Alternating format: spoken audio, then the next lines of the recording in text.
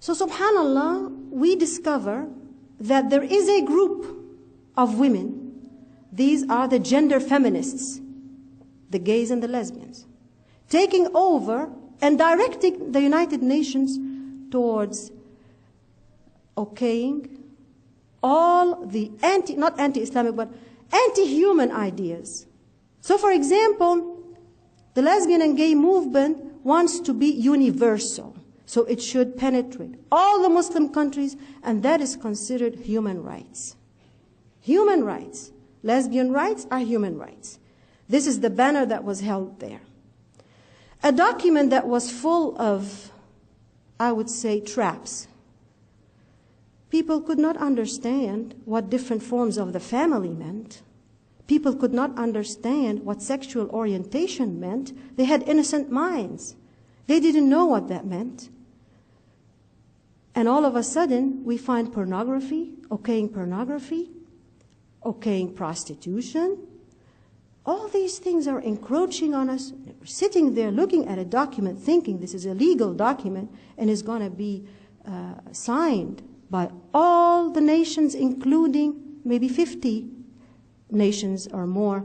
32 nations are Islamic and the others are not. Now, I don't want to really bore you with that, but you know something? It didn't stop at the document. Wallahi, it didn't stop at the document. It continued for 4 years now. They have been implementing the document in our Muslim countries, and they are doing it here. No matter, it did not take, of course, it did not achieve consensus. Nobody agreed to it.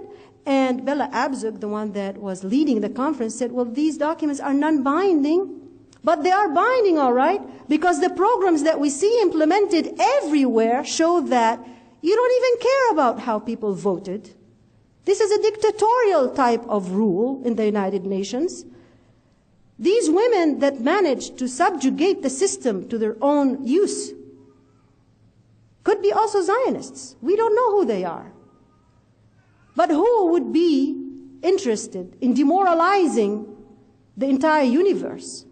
Who would be, except that it was said in the protocols of the elders of Zion?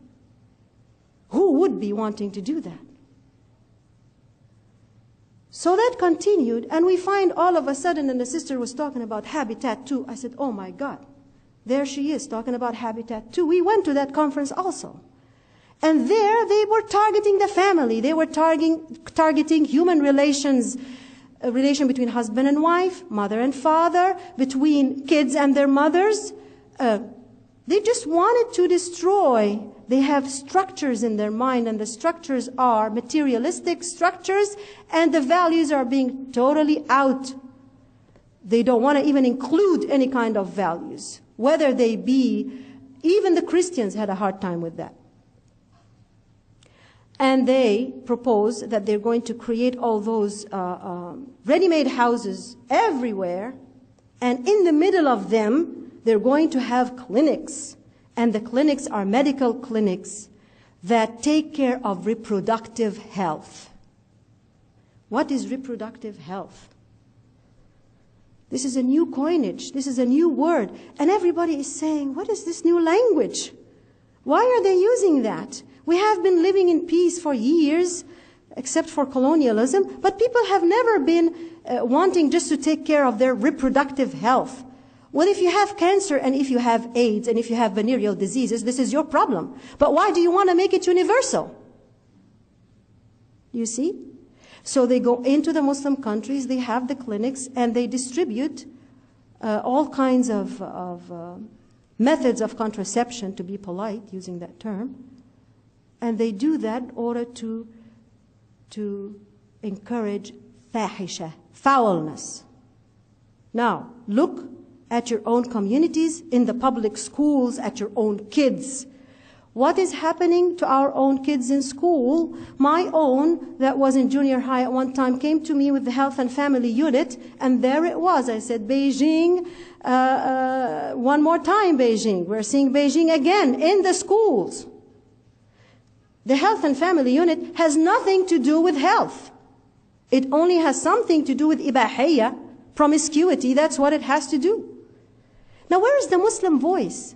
I wonder, when are our Muslim sisters going to rise and say, we have a voice about all of this?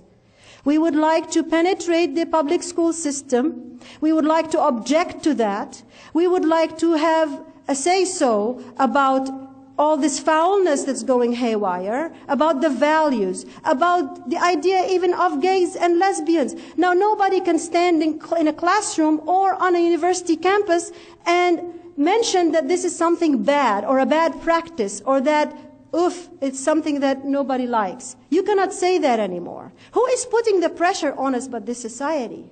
When are the Islamic values going to enforce themselves and impose themselves on the people?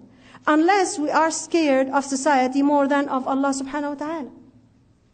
Why are we scared to talk? If you have a gay person in front of you and you tell them, this happened in Beijing, by the way, they were all over the place, and we were telling them, look, sexual orientations mean homosexuality. It means lesbianism, and that's in our book. It's haram. We cannot do that.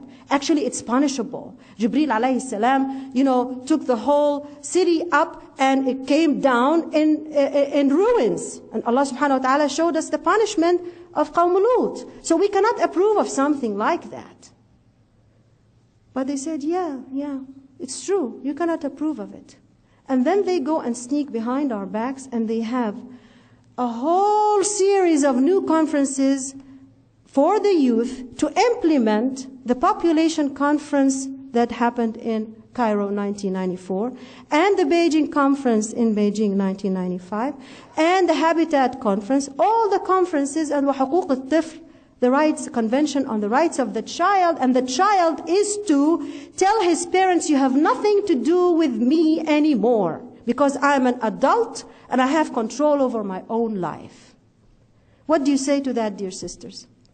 What do you say to that? When your kid comes to you and says, listen, Mom, I'm an adult. You have nothing to do with me anymore. This is legal. This is by the law, because this is going to be honored here in this country. It's going to be made legitimate, and it's going to be made legitimate elsewhere as well. What are you going to say to your kid when he comes to you and tells you that? And you have nothing, you cannot handle that. What are you going to tell your husband, or what are we going to tell each other? When a husband and wife are having a very innocent dispute at home, and the wife, maybe now she can be naqisatu aqlin wa din at this point, but she would tell him, look, you're emotionally abusing me, and I'm going to the police now to complain, and they come and they seize the brother and put him in jail. What are we going to do about that? For our own good and for our own strength and for the wholesome of our own families, we have to do something about it. We have to really start screening. This battle with secularism is very important, because we have to start screening those ideas and to have an input about what's being law and not being law. And that fits into what the brother was saying, having a say-so in the political process. But if that takes 5 or 10 years more, our kids will be gone by then. So we need community work. We need sisters' organizations that talk about Islamic children's rights, parents' rights, Islamic view of reproductive health, the meaning of family in Islam, and we need to distribute those everywhere in the communities, abroad, on campuses. We need to shower the United States with Islamic ideology. Why are we scared? I don't know why are we scared. Maybe because we didn't know that this existed. And maybe we just took it for granted that they're imposing those ideas on us, and we just have to sit there and accept that. But who said we have to accept that?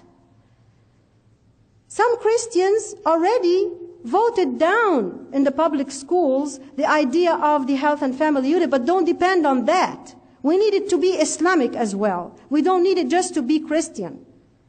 But they said you cannot do that. You cannot teach our kids promiscuity, and you can teach them this as health, and it's not health. You are the ones that are ruining the morality of the society. So we need to do it as well.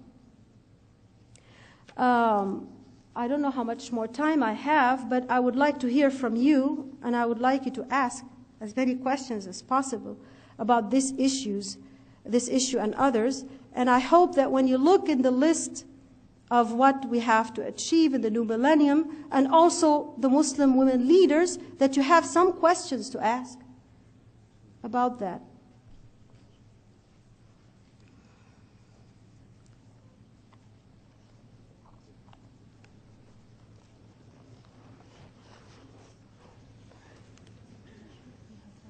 Okay, do you want to start asking them to, shall I just take it from there?